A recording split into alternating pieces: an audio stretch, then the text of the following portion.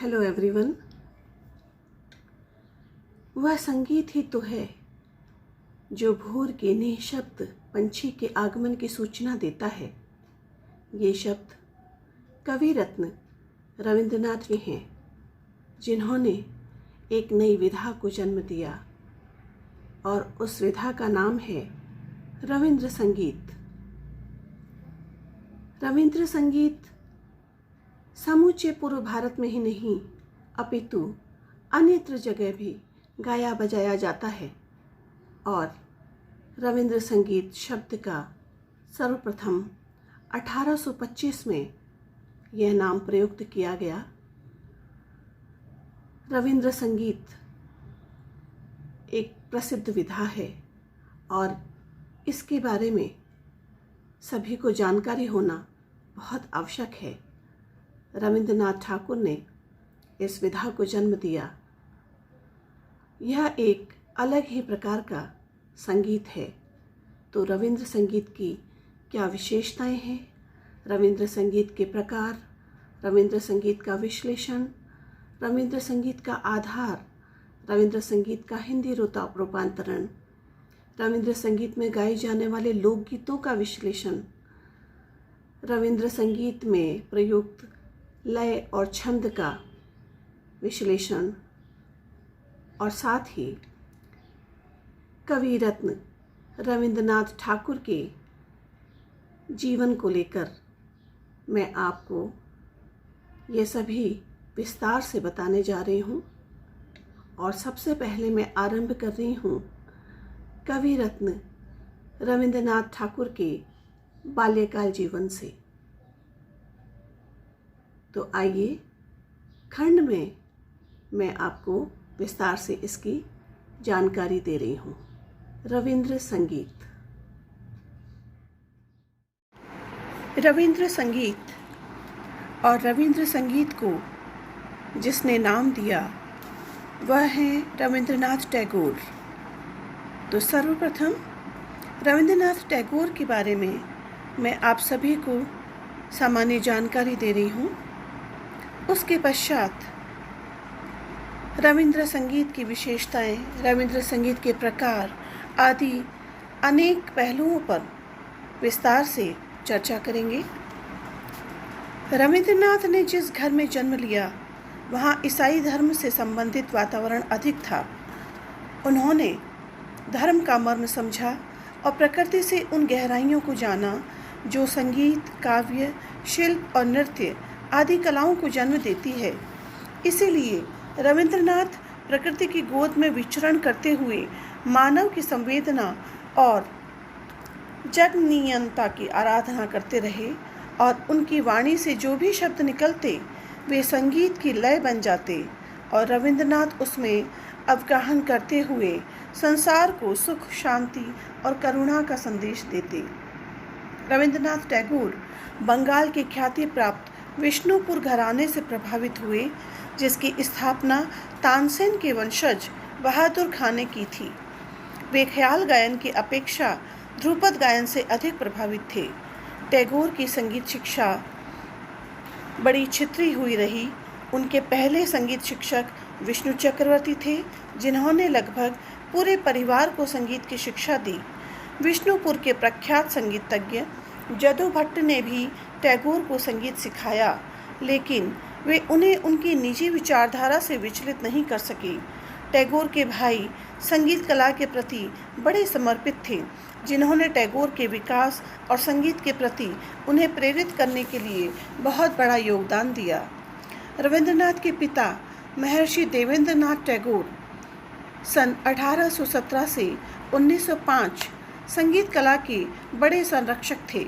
भारत के सभी भागों से बड़े बड़े संगीतकार आकर उनके घर में ठहरते और कला प्रदर्शन करते थे तथा परिवार को संगीत विद्या सिखाते थे। इनमें विष्णु चक्रवर्ती ध्रुपद गायक, जदु भट्ट, सुरेंद्रनाथ बंदोपाध्याय, राम प्रसाद मिश्र सितार, जगत चंद्र गोस्वामी पखावज, राधिका प्रसाद गोस्वामी और श्याम सुंदर मिश्र इसराज के नाम उल्लेखनीय हैं। इस प्रकार बचपन से ही रविंद्रनाथ को बड़े बड़े संगीतकारों को सुनने का सौभाग्य मिला।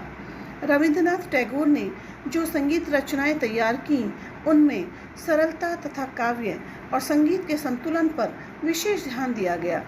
व्यर्थ की तानबाजी और ध्रुपद के क्लिष्ट लय पाठ को उन्होंने कभी महत्व नहीं दिया। वे कहते थे कि इससे संगीत रचना और उसमें निहित भाव को गंभीर हानि पहुंचती है। उन्होंने पूजा संगीत, ऋतु संगीत जैसी अनेक विधाओं को प्रचलित किया, जिसकी प्रेरणा उन्हें विष्णुपुर घराने से मिली थी।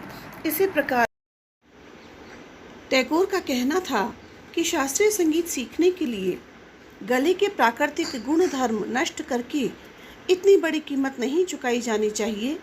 आवाज़ सदैव मिठास से युक्त और भाव से ओतप्रोत होनी चाहिए और यही नियम वाद्यों के वादन में भी लागू होता है।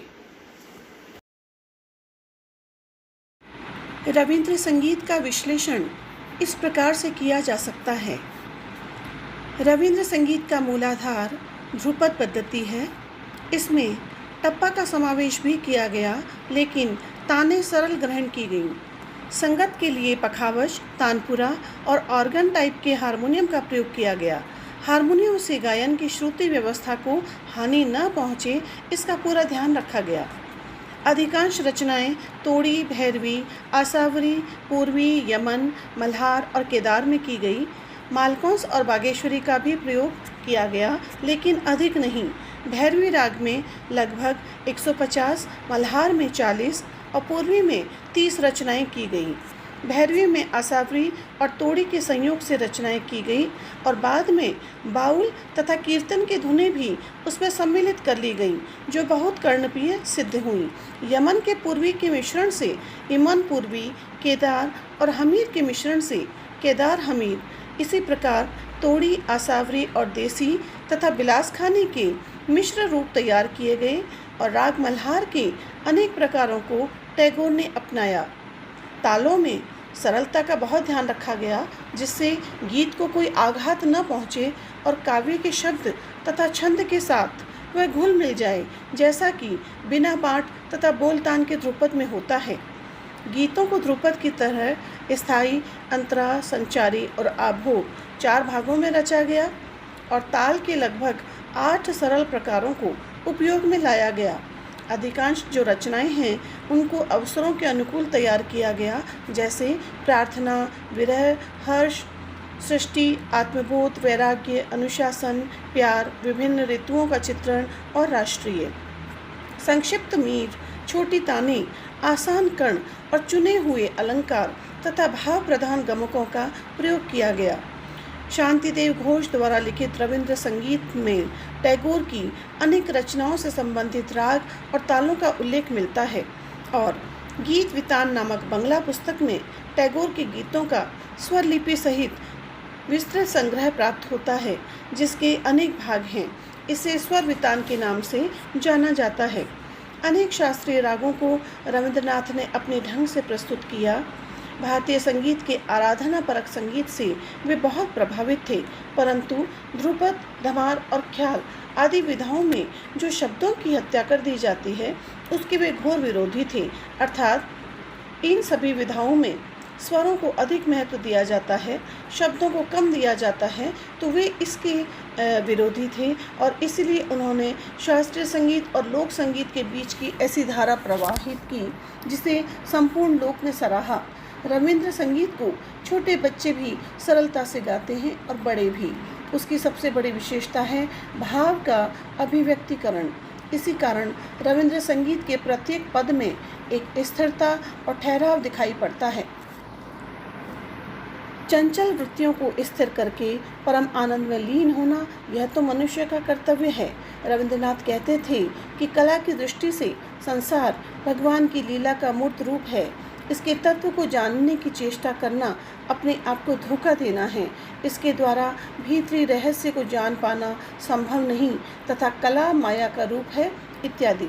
वे कला के जरिए स्वर, शब्द और भावों को माध्यम बनाकर अनंत की गहराइयों में खो जाना चाहते थे, जहाँ परम शांति अथवा केवल आनंद ही आनंद है।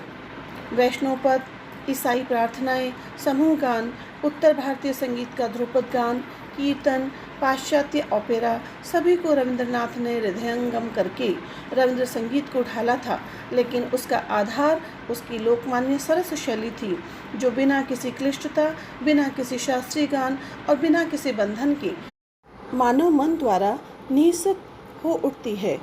उसे सीखने की आवश्यकता कम और अनुभव करने की अधिक है।